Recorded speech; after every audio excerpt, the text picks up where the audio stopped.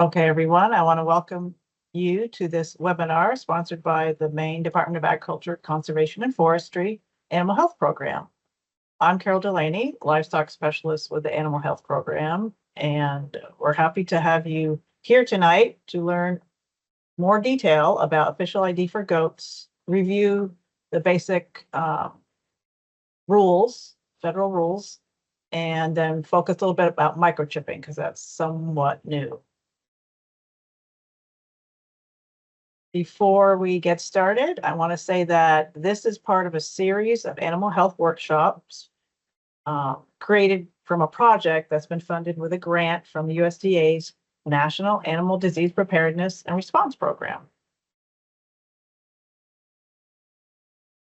Can everyone see my slides as they change? Okay, so the acronym is NADPREP. This project has a very long title, and basically we wanted to reach more farms that were raising livestock because most of the livestock farms in Maine are smallholder farms. They're not large. There could be commercial, but they're not extremely large.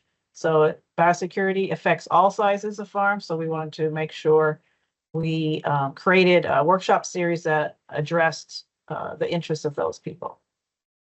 And with this project, the Department of Ag Conservation and Forestry, we partnered with the University of Maine Cooperative Extension. And Rachel White is my colleague doing a lot of animal health workshops. So we are offering animal health workshops. And if you participate in any of them, we have further ways that you can participate in this project. You can enroll and I can work with you to write your farm biosecurity plan. You can then have access to some money for disease surveillance testing at the Maine Veterinary Diagnostic Lab. And you also have access to some biosecurity supplies to help you improve your biosecurity measures on your farm. So after this webinar, I'll send you information on that if you're interested. And so now we have a little housekeeping before we get started. This webinar is being recorded and we'll post that recording and let you know. If you could find the Q&A and put questions there, and we'll read them out loud at the end, perhaps, and then there'll be more time for questions at the end if they come up. Okay, without further ado, I'm going to let Donna Flint take over. Good evening, everyone. Thank you for joining us. I work with the Department of Ag and Animal Disease Traceability, and I handle all the CVIs, the testing papers. Okay, we'll put in the chat if you can. Let's see. Yep, okay, keep going. Sorry about that.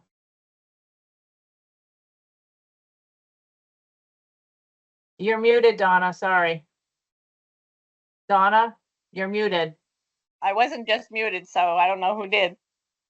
So yeah, I just wanted to touch base with the background of the big rush for, not rush, but the big push for official ID started probably back in the 40s and 50s.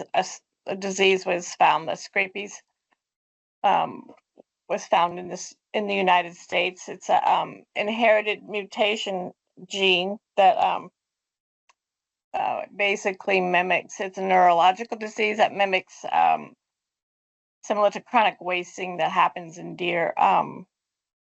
There's a whole file that you can read about that. It's a fatal degenerative disease. There's no cure for it. And most often signs don't show up until the animals are 2 to 5 years of age, but they can be exposed at any point from when they drop on the ground to up to 10 years. Sometimes placental materials can harbor the disease, so it's important that you wear protective device when you're cleaning up after a birth, that if you aren't sure if your animals carry the gene, then you should always protect yourself and keep children away from the kids as they're born. Female animals sold to other flocks can carry the disease. That's why they suggest a closed flock to control scrapie. You're allowed to bring in a ram, but don't transfer anything off your farm or bring any females back into your farm once they've left your farm. Eradication of scrapie in the USA started in the 40s and 50s when I think it was out in the West Nevada. There was a flock that was diagnosed with it in sheep, and then it's started to be noticed in sheep and goats.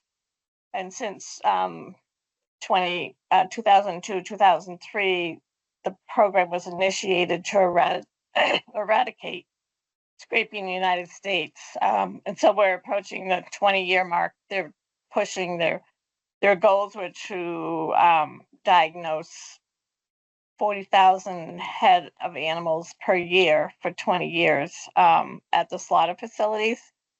So any sheep or goat that goes to the slaughter and they're 2 years of age or older, they actually take the brains out and send them off to the labs for diagnosis. So the regulations for import and export of animals and embryos is controlled just to protect our country as well as other countries protecting their borders for this disease. So official identification is a big part of controlling diseases. It is also needed for any official documents. An official document is a certificate of veterinary inspection, or often called health papers, for interstate travel. And then you got international travel is also an option, but that's a whole nother level of security. Milk ordinances, if you're a dairy goat operation, you have to get tested for tuberculosis or brucellosis. That requires official ID. And oftentimes, when I receive some of those papers, I see that the veterinarian's not recording official ID. And so if I call and say, hey, these aren't official records, we really can't run the tests. And they say, well, that's all they had for ID. So in order to protect your vets, you should really make sure you have official ID on your animals. Vaccination records are also part of an official document, so you need official ID for that. Can't get to the next screen, Carol. So are you, Okay. yeah, I was wondering, you can't advance the slides? Yeah, I found a button. They're not on the bottom. Anyways, official identification for goats. Tattoos have always been used for years. It is being enforced that the tattoos have to be listed on any official ID with a registration number or pedigree number to be a complete official ID. Flock IDs are in the right ear and under the right tail web for the mantras, and then the year of birth is on the left side, left ear and left side of the tail flap. Ear tags are an option. They contain the U.S. shield and a statement that says unlawful to remove. And then there's serial tags. Those are the metal like noose tags that were issued to a veterinarian. They have the state code, so we know what state the animal originated from. And these are some samples of the official IDs. The round button tag, the yellow one is a button tag, excuse me. The green one is a flap tag. They both have the U.S. shield on them and the unlawful to remove statement. And then that red one is a national band and tag company. That's a little metal tag that has the state first two numbers are a state ID. So the state of Maine is number 11. And then it will say a series of 2 or 3 letters, depending on how many numbers, digits you have on that tag. And you can get those yourself for a farm if you want to use it for your ID. You can have your block number on there as well as an individual number. And then Sherwell North America, which is an Australian company that just got permission to sell in the United States and North America, actually is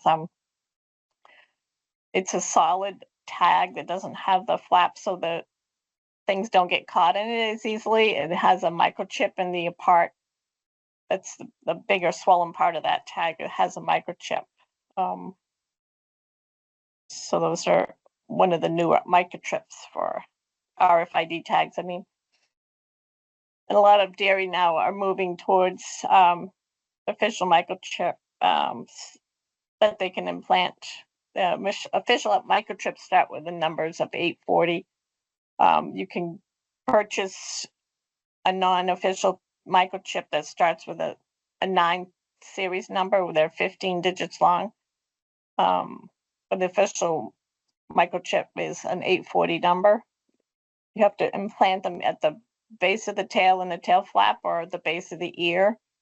And you're supposed to tattoo on the ear an E for if the microchip is implanted at the ear, or if it's at the tail, it's ET. I'm not sure if people actually do that, but if they say it's microchip, then we just start wanding or ask them where. Registration must include the EID number if you're using your tattoos. Registration and your electronic microchip has to be on your registration. Microchips are a more permanent piece of identification. They can migrate a little bit in the animal, but they don't usually go too far. And then you must have a handheld reader to be available at the show or anytime an official asks you for your microchip. They do not recommend using microchips for meat goats because the microchip can end up in the food chain, and then they would have to compromise the whole load if part of the microchip is found in any of the meat they're grinding or cutting.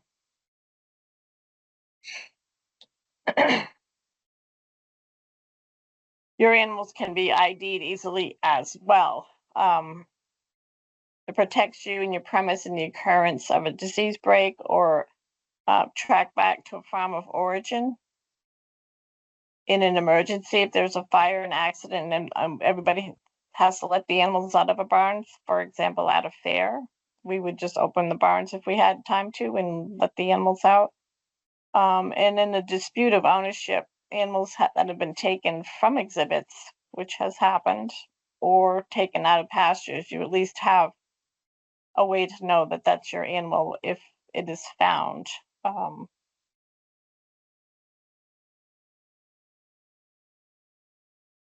So the USDA has rules and the state of Maine has rules. So the USDA rules are first and foremost, and then they're needed for any interstate commerce or official documents. They're also needed for upon exchange of ownership. Anytime you sell a goat off your farm, it should have an ID in it. Even if it's staying within the state of Maine, you should know that that goat originated from your flock if something happens later down the road. In Maine, we have additional rules, the USDA rules. Any animal on exhibit or at show in the state of Maine has to have official ID, no matter what age.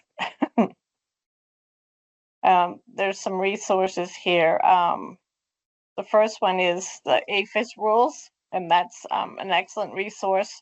You go into the livestock poultry disease, and then you can actually look at, there's a drop down for goat identification, as well as there is a slideshow in there that's over 100 slides long. If you want to listen to watch that on a cold winter night, scrape your to get all these official tags.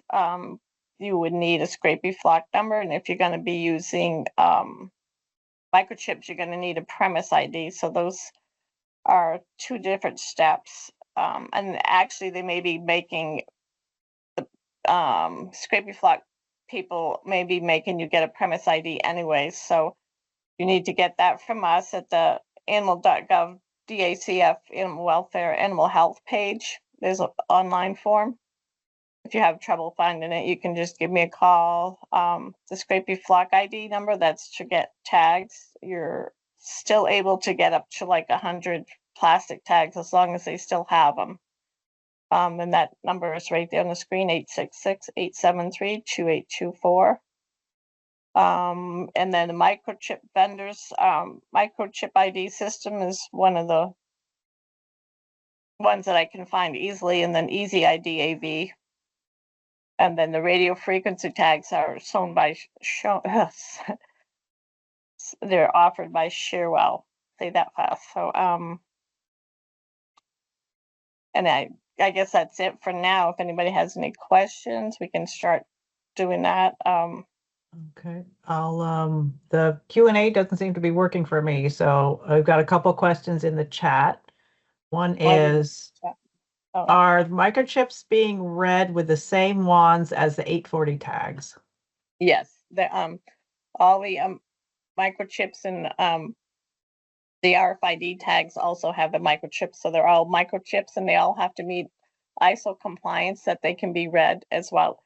You can read your pet's chip with the same kind of reader too. So they have the animal vendors sell their handhelds. They're about $490 to $550.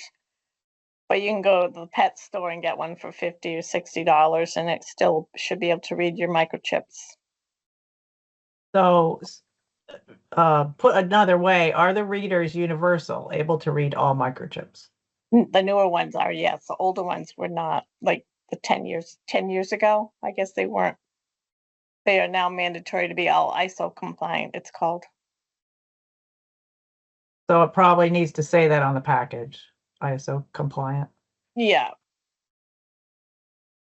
And there's like two series of levels, and it's all on the when they people that sell the chips have the same information on their websites. Okay, we've got people typing. Yeah, I've used my daughter came in with her dog and forgot his rabies vaccination with her, so I read the chip off her dog, and she called the vet because she has several dogs, so she got the right rabies certificate shipped to her. Read the next one. It's just to confirm, for brucellosis testing purposes as a licensed dairy, it sounds tattoos with registration papers are still official and accepted. Yes, but then the vet needs to record left ear, right ear, and the pedigree number or the registration number. And there is a series of steps you can do if you don't have registrations. It's another whole you don't use the owner hauler statement kind of thing. It's not an easy way to go. But I think and Agda probably has it's like a recorded goat program. So if they're not purebred, you can do a recorded grade. Mhm. I'm So sure this, there's some goat breeders on there that can correct yeah, in me. fact, just apropos, it's a writer says, please reiterate to the audience that the American Dairy Goat Association recognizes tattoos as a primary form of identification, which is in conjunction with USDA scrape beef certification. So you still can do that. Do you know Yeah, if they're moving toward RFID and microchipping? Is that like with the cattle? They move to RFID. I think it's the dairy goats mostly. Some of the show goats are going that way, but they according to the USDA, the microchip number has to be recorded on the registration. I guess if you have your registration and you go to microchips, you can actually have it added onto a registration, so it prints out. Okay, well, we have another comment question. It says, do veterinarians know about this? They say their veterinarian refuses to do testing, I'm assuming that's brucellosis TB, without chipping because they say as of 1/1/25, the state said that it's required. Is chipping required? No, that I heard that at a fair meeting, and I asked the superintendent about that, and he goes, "No, that was something taken out of context on another conversation somebody was having, and it's not. It wasn't. It didn't come from us. It didn't come from the USDA. It was just somebody at the fair." Okay, great. Settled that. Okay, so someone wrote, if scrapie has decreased by 99% since 2003, and traditional tattoo is primary, I guess primary method of identification, what is the driver for microchips? Why promote that? I think, well, I'm not promoting it so much as I find that the dairy goat people enjoy it, or it's easier for them because their animals aren't ripping tags out and the chip stays there and they can just scan it because they need to go testing. I think it's like every 2 or 3 years they have to have their herd tested, so it's much easier for them to keep their records. All right, so ease, I guess. Yeah. And then another person wrote, my veterinarian said he thought that microchips would be required going forward. Many goat breeders are under the impression chips are required. So this is to dispel that. Yeah. Yeah. It was some side conversation that someone took wrong or incorporated into another conversation, so it's not anything I know of yet. Someone said, who can, I guess, contact my vet to confirm this?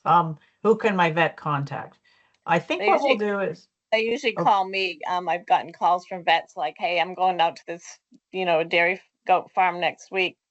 They don't have tags. What do I do?" And so I just help them. I have some tags I can give to vets, um, but it's up to the farm to get on board and start doing things properly. So they share the links. They usually have the farmer call me and I set them up and get them a prem ID and give them the number for the scrapey flock number to get a flock number. Then they can get some free tags, or if they want to go to microchips, I give them the resources to get microchips. But that'll take 3 or 4 weeks to do that. So um, planning ahead.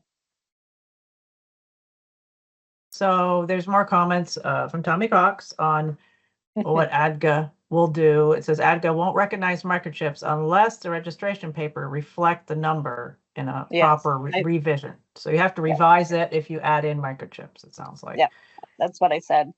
Yeah, so the framework is being set for microchipping, but ADGA wouldn't make a change like this unless it was mandated by the Yeah, USDA. It's not mandated, so. no, And also, maybe you already said this, but just to confirm, an animal does not need to be purebred registered to use microchips. no. There's a um, if they're not a recorded grade or anything like that, um, there is a series of paperwork that you can do, but it's more cumbersome than just going with tags if you don't have a pedigree. Yeah. So if just basically you have great animals and you need to, say you're a commercial dairy and you want to use microchips, you just have more steps, but you can do it. It will be considered official ID. Yeah, there's like if they want to do that, like they can contact me and I can hook them up to the steps they have to do, but it's like 4 or 5 documents you have to keep all the time. Okay, so here's another one said a different way, but it sounds like this is a good topic, the chipping. So to confirm, if a herd is tattooed, has flock number and premise ID, do they need to be chipped to be tested? As long as they have a registration that goes with those flock number and ID. So they don't need to be chipped. They just need the regular tattoo Yeah, and the and flock number registration and number. premise ID and yeah, and the Registration number. registration too. Yeah. Yeah. So no, they don't need to be chipped. So um It's just good. that the farmer should remind the vet to record the registration number because oftentimes I don't get that part when I get the testing paperwork back. Okay. I just get right ear, left ear. All right, somebody is typing, but also it sounds like there is some confusion with some veterinarians. So we do have a veterinary newsletter, so we can put this out again about microchipping in that to Yeah, it's gone out a couple times, but I know they're busy. Yeah, so we'll keep, we have a newsletter that goes out to all the state veterinarians, so we'll try to reiterate that. Okay. Let's see. Someone says, my vet just needs a tattoo to do TB and brucellosis testing. If you have registration papers, correct? Yeah, they, and we've been kind of letting them go through with just the two tattoos, left and right ear. But to be official, they should really have a registration number. In the ear? No, on the paperwork. Oh, yeah, I would assume, but what if the papers are not ADGA? Aren't there certain organizations, associations that are You have a approved by the breed US registry, your breed registry paperwork. breed registry?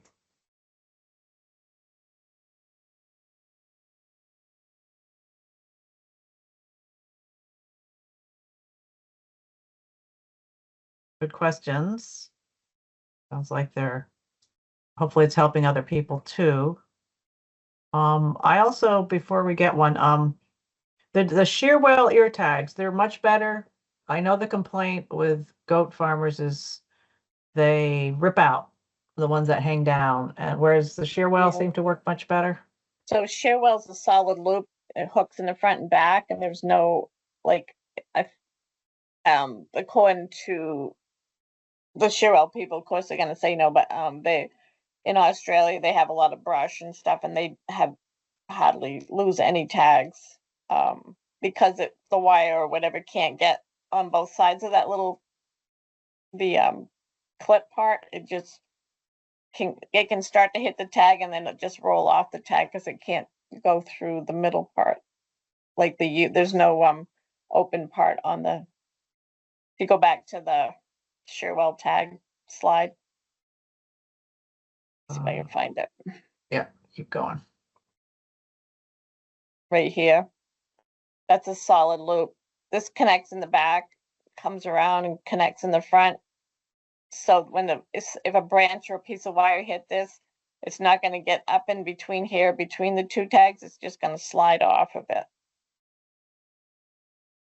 So it sounds like if people are opposed to tags because they rip out, this might be a good choice to try. Yeah, it's small. It's only like 1.5 inches long.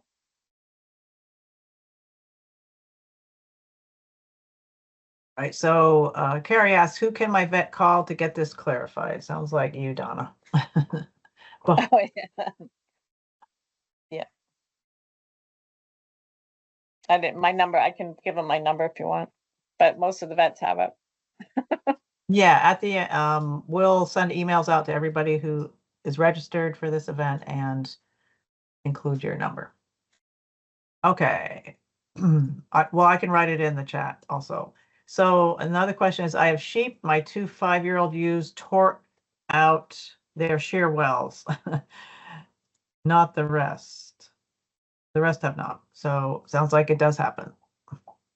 Yeah, and I think having had sheep and goats myself, I started using those metal like hog or calf panels, and those do not have any give. So the animals, and I've seen pigs, they're made to develop for pigs, and I've seen pigs just lay beside them, and when they get up, their tag gets pulled out because it's just there. It's a hard aluminum fencing wire, so it doesn't have any give.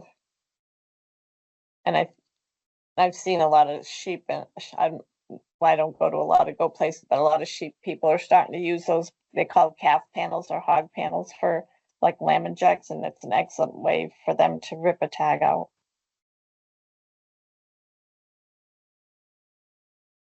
All right, someone else is typing.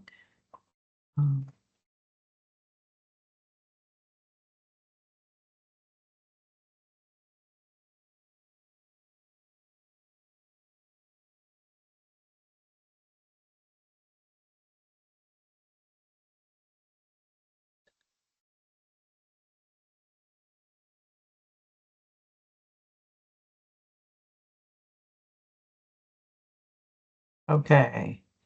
So we have an attendee saying, my vet has quoted more than $1,000 for this service, and he thinks it's mandatory. Our goats have readable tattoos that correspond to ADGA registration. This is frustrating. So it sounds like this veterinarian wants microchips and nothing Oh. else. Well, if they want to send me the vet's number, I can get in touch with the practice. Some of them are. Yeah, I just shared your phone number in the chat, so. Someone said I would find another veterinarian. But that's easier said than done, so. There's not many vets out there to find. And what also happens if their documents aren't recorded, like the health certificates or the testing sheets, like the tuberculosis or brucellosis test records aren't done correctly, the vet will get a letter sent to them, and if they continue to make the same mistakes, they'll actually get sent to the area veterinary in charge for New England, and they'll get they can lose their accreditation. So you don't want to have to put your vet through that, because there's not enough vets around as it is. We see the paperwork, but the USDA also sees the same paperwork that we see, and so they're checking all the time too. So with animals that aren't producing, young animals, someone sells them or gives them to somebody else, do they all require official ID leaving the farm? Yes, it's actually part of the USDA rules. A change of ownership is one of the clauses in that. Any change of ownership, they should have official ID. And it also protects you yourself as the farmer. If I had 20 white lambs and I gave 10 of them to somebody else and they got 10 from another farm, and I'm like, oh, then if something disease breaks out, and they'll say, well, I got these sheep from you, or I got this one from you, and I'm like, well, mine have tags and those don't have tags, so you can protect yourself. So it doesn't matter what age? No. Okay. As soon as they change of ownership and leaving your farm. Right. What about shipping them directly to slaughter? That's direct to slaughter means you're going to take the animal off your farm and bring it to the slaughterhouse. It's not going to another market in between, or it's not going to be going to slaughter when it reaches 6 months of age. If you're loading it in your truck and driving it to the slaughterhouse, it does not need a tag. Unless you're going to Vermont. Anything that goes to the slaughterhouse needs a tag, an official ID tag. And I think they're starting to find people that don't have official ID to go to Vermont.